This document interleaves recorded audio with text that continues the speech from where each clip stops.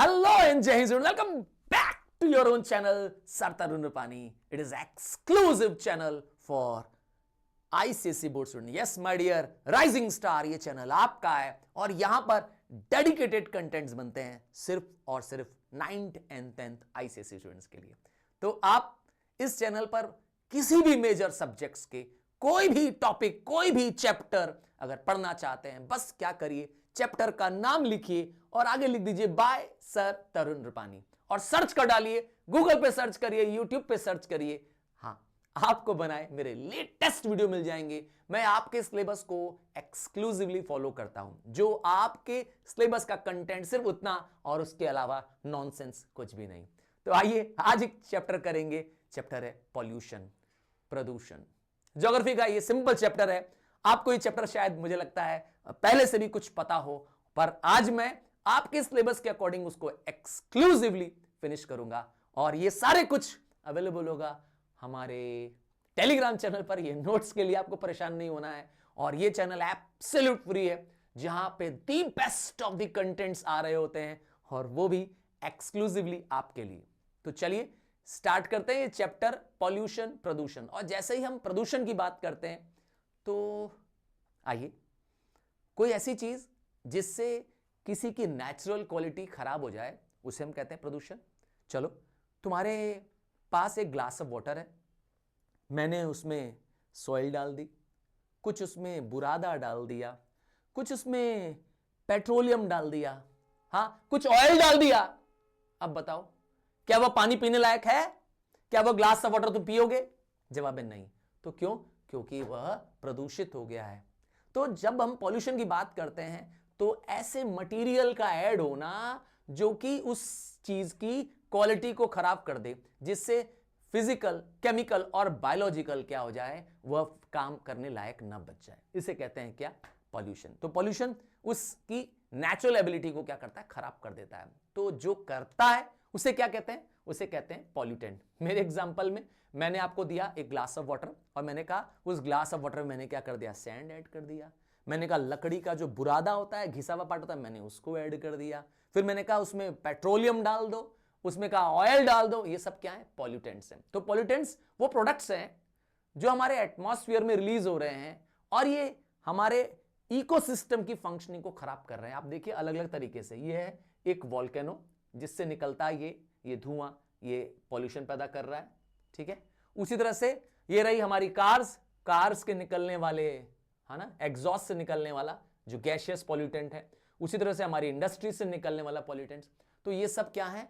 Pollutants हैं. वो वस्तु है जो हमारे ऊपर एडवर्स इंपैक्ट करने वाले, हमारे जो एनवायरमेंट में मौजूद चीजें हैं, हमारे इकोसिस्टम में मौजूद हैं, उनका वो कहते हैं ना, नेचुरल क्वालिटी को वो हार्म करता है, एडवर्स इफेक्ट डालता है. उन्हें कहते हैं हम क्या? पॉल्यूटेंट. अब आते हैं type of pollutants on the basis of degradation. मतलब क्या वो पॉल्यूटेंट डिग्रेड हो जाएंगे कि नहीं हो जाएंगे? अब सर ये डिग्रेडेशन क्या होता है? जब हम किसी चीज को जो कॉम्प्लेक्स नेचर की है, अगर उसको सिंपल में कन्वर्ट कर देते हैं तो वो पॉल्यूटेंट नहीं रहता है. एग्जाम्पल के रूप में ये रहे आपके घर के सब्जियों के छिलके, हाँ गाजर का छिलका, है ना, ये कॉलीफ्लावर का छिलका, ठीक है, और ये रहे रेडिश, ये सब चीजें क्या है? फ्रूट पील्स हैं. तो सर ये क्या है? ये एक तरह का बायोडिग्रेडेबल पॉल्यूटेंट है. सर ये बायोडिग्रेडेबल क्या है? देखिए नाम भी छुपा है. बायो मतलब लिविंग, डिग्रेड मतलब होता है, मतलब चेंज या ब्रेकडाउन होना फ्रॉम कॉम्प्लेक्स टू सिंपल. ठीक है. तो अगर कुछ पॉल्यूटेंट्स ऐसे हैं जो माइक्रोब के एक्शन से, बैक्टीरिया के एक्शन से क्या किए जा सकते हैं? हार्मफुल से यूजफुल प्रोडक्ट बना सकते हैं या हार्मफुल से हार्मलेस बनाए जा सकते हैं, तो वो बन जाते हैं बायोडिग्रेडेबल. कुछ एग्जांपल है, घर से निकलने वाला सीवेज, आपके गटर का पानी, हाँ मैं सही कह रहा हूं, वो भी एक बायोडिग्रेडेबल पॉल्यूटेंट्स है. आपका जो रद्दी पेपर है, आपने जो पेपर, पेपर की बात कर रहा हूं, हाँ वो भी एक बायोडिग्रेडेबल पॉल्यूटेंट है. और गार्बेज, ठीक है, घर से निकले हुए ज्यादातर गार्बेज हमारे क्या होते हैं? ज्यादातर, मैंने कहा नॉट ऑल. और दूसरा होता है नॉन बायोडिग्रेडेबल. बस अब आप इसको देख लीजिए, नॉन बायोडिग्रेडेबल. आप देखेंगे दूर दूर तक प्लास्टिक है, पॉली बैग्स हैं, टिन कैन्स हैं. देखिए ये लोग खड़े छोटे छोटे दिख रहे हैं और इनके चारों तरफ धूल चारों दूर दूर तक क्या है, नॉन बायोडिग्रेडेबल पॉल्यूटेंट्स है। मतलब वो पॉल्यूटेंट्स, वो वस्तुएं जिन्हें हम डिग्रेड नहीं कर सकते हैं, अर्थात break down into simple particles नहीं कर सकते हैं। हां, इनका या तो ब्रेक डाउन होता नहीं है, अगर होता है तो very very very very slow rate में होता है। प्लास्टिक सबसे बड़ा धरती का दुश्मन है। हां, आपका और मेरा नहीं, पूरे ग्लोब का सबसे बड़ा दुश्मन प्लास्टिक है, ग्लास है, रेडियोएक्टिव सब्सटेंस है। ये कोई बैक्टीरिया या ये कोई बायोलॉजिकल तरीके से क्या हो रहे हैं, कन्वर्ट नहीं हो रहे हैं। ये जिस तरह के कॉम्प्लेक्स हैं वैसे ही रह जा रहे हैं। मैं एक एग्जांपल समझाता हूं कि आपके घर में जो प्लास्टिक आपने यूज की, जो पॉली बैग या पॉलीथिन यूज किया आपने, वो अगर आप क्या करें, जमीन में गाड़ दें, मैं तुमसे कह रहा हूं, तुम उसको क्या करो, अपने घर में, अगर तुम्हारे घर में गमला है, हाँ अगर क्यारियां हैं घर में, कहीं पे होता है ना फ्लावर बेड है तुम्हारे पास घर में, उसमें गाड़ दो। तुम 1 साल बाद भी, 10 साल बाद भी उस पॉलिथीन को निकालोगे तो वो ऑलमोस्ट एज इट इज मिलेगी तुम्हें। मैं सच कह रहा हूं। क्यों? क्योंकि वो प्लास्टिक क्या है, नॉन बायोडिग्रेडेबल है। दूसरा एग्जांपल दे दूं, तुम्हारे घर में मम्मी ने गाजर छिली, आलू छिला, है ना, सब्जियां काटी, तो कुछ वेस्ट बचा होगा। तुम इस वेस्ट को क्या करो, अपने घर में अगर कोई गमला है, कोई पॉटेड प्लांट है, उसमें डाल दो। हाँ, मेरे कहने पे डाल दो, मम्मी को बता देना। फिर क्या करना, उसमें मिट्टी डाल देना ऊपर से, और कुछ महीनों बाद, हाँ अज्यूम करता हूं 5 महीने बाद, 6 महीने बाद, तुम उसको वापस निकालने की कोशिश करो। You will find that the entire material has change into compost. सच कह रहा हूं, प्लांट को फायदा देगा। हाँ, वो अब क्या बन गया है, वो यूजफुल मटेरियल बन गया है। चलो बात करते हैं अब on the basis of origin in the environment. हमारे एनवायरमेंट में पॉल्यूटेंट किस रूप में पाए जाते हैं? कुछ एनवायरमेंट हमारे एनवायरमेंट में डायरेक्टली आ जाते हैं। कुछ ऐसे पॉल्यूटेंट्स हैं जो हमारे एनवायरमेंट में डायरेक्टली आ जाते हैं अपने सोर्स से। आप एक अच्छा सा इमेज देख रहे हैं, देखिए ये चिमनी ऑफ द फैक्ट्रीज हैं, ये बड़ी बड़ी फैक्ट्रीज हैं, इनकी चिमनी से निकलने वाला जो ये पॉल्यूटेंट है सीधे एनवायरमेंट पे एंटर कर जा रहा है। अब इसमें क्या है, इसमें ऐश होगा, इसमें स्मोक होगी, इसमें कार्बन डाइऑक्साइड होगा, इसमें सूट पार्टिकल होगा, सल्फर डाइऑक्साइड होंगी। ये सब क्या है? ये सब है प्राइमरी पॉल्यूटेंट्स। वो पॉल्यूटेंट्स जो सोर्स से डायरेक्टली एनवायरमेंट में ऐड हो गए हैं, एनवायरमेंट में आ गए हैं, प्राइमरी पॉल्यूटेंट कहते हैं। इसका मतलब है हमारी गाड़ियों से जो धुआं निकल रहा है वो भी प्राइमरी पॉल्यूटेंट है ना। हम लोग की जो गाड़ियां हैं, हमारी कार है, हमारी मोटरसाइकिल से उससे निकल रहा धुआं, वो प्राइमरी पॉल्यूटेंट है। पर अब सेकेंडरी पॉल्यूटेंट, प्राइमरी से ज्यादा डेंजरस होते हैं सेकेंडरी। क्यों? ये वो पॉल्यूटेंट्स हैं जो प्राइमरी पॉल्यूटेंट के केमिकल रिएक्शंस के बाद पैदा होते हैं, और ये और खतरनाक होते हैं। ये पॉल्यूटेंट्स मैंने कहा हमारे एनवायरमेंट में बन रहे हैं। पहले प्राइमरी आए थे एनवायरमेंट पे, पर हमारे एनवायरमेंट में पहले से ही बहुत सारी धूप, बहुत सारे केमिकल्स मौजूद हैं, वो इनको क्या करते हैं, इंपैक्ट डालते हैं, और उसकी वजह से क्या होता है, ये बन जाते हैं secondary pollutants. Primary pollutants get converted into secondary pollutants by the action of sunlight, by the action of the chemicals, and they are more dangerous. हाँ, एग्जाम्पल के रूप में बताता हूं, जैसे नाइट्रोजन ऑक्साइड्स या हाइड्रोकार्बन्स। नाइट्रोजन ऑक्साइड्स और hydrocarbons ये एक कॉमन पॉल्यूटेंट्स है, हमारी गाड़ियों के धुएं से निकलते हैं। ठीक है, हमारी गाड़ियों का धुआं निकल रहा है, आप देख रहे हैं। ठीक, ये पॉल्यूटेंट्स हो गए प्राइमरी पॉल्यूटेंट्स। पर जब सनलाइट पड़ती है इन पे तो ये पैन बन जाते हैं। क्या बन जाते हैं? सनलाइट से ये पॉल्यूटेंट्स PAN बन जाते हैं। फुल फॉर्म है पर ऑक्सी एसिटिल नाइट्रेट। ओहो, हाँ, पेन वाली पेन नहीं, ये एक जहरीला गैस है, पेन है, और बन जाते हैं ओजोन। हाँ, ओजोन ऑक्सीजन का ही एक एलोट्रोपिक फॉर्म है। O2 होता है ना ऑक्सीजन, इससे O3 बन जाता है। ये दोनों ही टॉक्सिक हैं, जहरीले हैं, ज्यादा घातक है, ज्यादा हार्मफुल है as compare to primary pollutants. समझ में आ रहा है? बात करेंगे अब पॉल्यूटेंट्स की on the basis of their nature, existence in the nature. कुछ ऐसे पॉल्यूटेंट्स हैं जो हमारे एनवायरमेंट में हैं, पर वो हम उसको पॉल्यूटेंट्स तब तक नहीं मानते हैं जब तक कि उनकी क्वांटिटी एक क्रिटिकल लेवल से ज्यादा इंक्रीज ना कर बढ़ जाए। मैं एग्जाम्पल के समझाता हूं, आप ध्यान समझिएगा। तुम्हारे घर के आसपास, हाँ तुम्हारे घर के आसपास एक आक पॉलिथीन बैग इधर उधर गिरी हुई है, एक आक प्लास्टिक की पैकेट इधर उधर गिरे हुए हैं, और बाकी घर के आसपास, मैंने बोला घर के अंदर नहीं, घर के आसपास, और बाकी आसपास बहुत क्लीन नीट है, ग्रीनरी है चारों तरफ, तो ये इतना बुरा नहीं लगेगा, ये इतना खराब नहीं लगेगा, क्योंकि मैंने एग्जांपल देने के समझाना कि जो नुकसान है, जो गंदगी है वो थोड़ी है। पर अगर आपके पास क्या है, चारों तरफ क्या है, प्लास्टिक के बैग फेंके हुए हैं, है ना, यूज्ड बॉटल्स फेंकी हुई है, चारों तरफ क्या है, गंदे मटेरियल फेंके हुए हैं आपके घर के आसपास, तो आप समझ जाएंगे कि हाँ बहुत बदबू आ रही है, गंदा जगह है बहुत। आप समझ में आया क्या है? तो जब अब पॉल्यूटेंट्स हमारे आसपास हों, और वो पॉल्यूटेंट्स तब हमें क्या करते हैं, परेशान करते हैं, वो तब हमें पॉल्यूटेंट्स लगने लगते हैं जब उसकी एक क्वांटिटी, जब उसकी संख्या एक क्रिटिकल लेवल से ज्यादा हो जाती है, बस उसे हम कहते हैं क्वांटिटेटिव, संख्या है, नंबर है।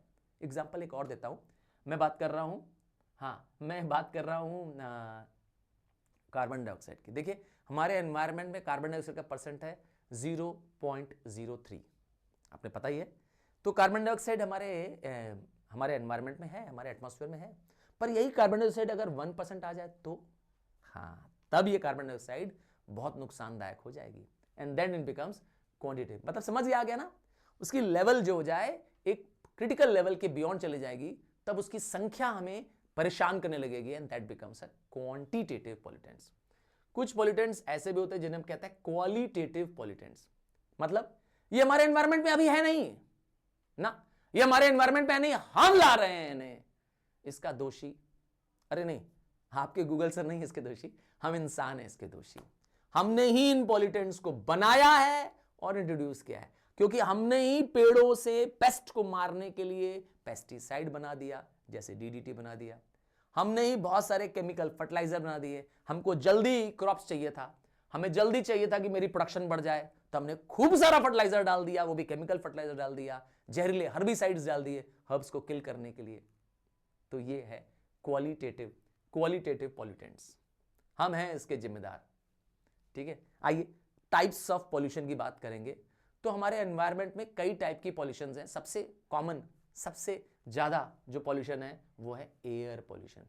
हम जब पॉल्यूशन की बात करेंगे तो हम बात करेंगे mixing of unwanted material, foreign material into that. तो अगर हमारे एयर में excessive concentration of foreign material आ जाए जो एयर की क्वालिटी को एडवर्सली इंपैक्ट करता हो, ह्यूमन, एनिमल, प्लांट और हमारे एनवायरनमेंट को जो एडवर्सली इफेक्ट करता हो, उसे कहेंगे एयर पॉल्यूशन। या मेरी भाषा में सुनेंगे, something which is added to the air and causes degradation of air is called as air pollution. जो भी हमारे एयर में ऐड हो जाए और एयर की क्वालिटी को खराब कर दे, उसे कहेंगे क्या, एयर पॉल्यूशन। अब एयर पॉल्यूशन कैसे होती है? तो एयर पॉल्यूशन सॉलिड, लिक्विड और इवन गैसियस एडिशन से हो जाती है। इनके ऐड होने से हमारे एनवायरनमेंट में एयर पॉल्यूशन हो रहा है। ठीक है, बात करेंगे वाटर पॉल्यूशन की। WHO, वर्ल्ड हेल्थ ऑर्गेनाइजेशन में भी वाटर पॉल्यूशन को डिफाइन किया है। उन्होंने कहा है कि अगर कोई फॉरेन मटेरियल, चाहे वो नेचुरल हो चाहे अदर सोर्सेज हो, अगर वो कंटेमिनेट करे पानी को, पानी के सप्लाई को, और हमारी लाइफ के लिए हार्मफुल हो, तो वो है वाटर पॉल्यूशन। आप इधर सीन में देखिए, शहर का पूरा गंदा पानी, आपके मेरे घर का सारा गंदा पानी रिवर बॉडी में जा रहा है। ये देखिए एक बड़ी सी शिप है, उसमें से ऑयल स्पिल हो रहा है, और ये चारों तरफ देखिए कितना गंदा सा harmful substance, plastic cans, tins, radioactive material क्या है आपके पानी में पड़ा हुआ है। This is water pollution. पानी को हमने क्या कर दिया, प्रदूषित कर दिया। तो मैं और आप जिस पानी को पीते हैं वो फ्रेश वाटर होता है, ठीक है, और इस फ्रेश वाटर को कौन पॉल्यूट कर रहा है? मैंने कहा हम लोग, हम मतलब हमारे घर से जो रोज वॉशरूम से पानी निकल रहा है, जो बर्तन धो रहे हैं हमारे देश में, या जो कपड़े धोए जा रहे हैं, अरे ये तो पानी निकल रहा है ना घर से, ये एक हार्मफुल वाटर है, याद रखिएगा, क्योंकि इसमें बहुत सारे केमिकल्स मिले हैं। हमारी इंडस्ट्रीज जब प्रोसेसिंग करती है, हमारे एग्रीकल्चर के एफ्लुएंट्स निकलते हैं, ये सब क्या है, हमारे फ्रेश वाटर को पॉल्यूट करते हैं। ये पानी पीने लायक नहीं रहता है। पर आप जानते हैं ये सारा फ्रेश वाटर आ करके फाइनली इम्प्योर वाटर बन चुका होता है और फाइनली पहुंच जाता है समुद्र में। और जब समुद्र की बात करते हैं, मैरीन की बात करते हैं, मैरीन पोल्यूशन की बात करते हैं, तो हमारा समुद्र भी अब बहुत खराब हो गया है। आपको शायद पता हो कि ना पता हो, जापान में एक प्लेस है, जापान में एक प्लेस है, नाम है मिनीमाटा बे।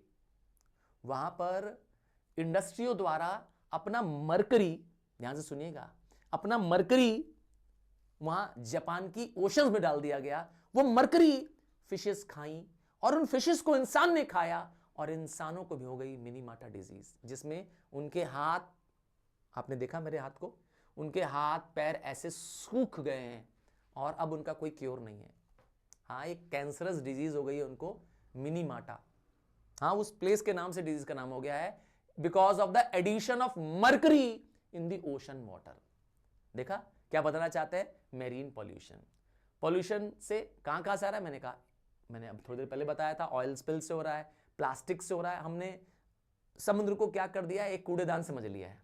हाँ, हम इंसानों ने समुद्र को कूड़ेदान समझ लिया, अपना सारा वेस्ट लाके उसमें छोड़ देते हैं। पर हम ये भूल गए हैं कि उसी में मौजूद जो जीवन है, समुद्र में मौजूद जीवन है, वो सबको चला रहा है।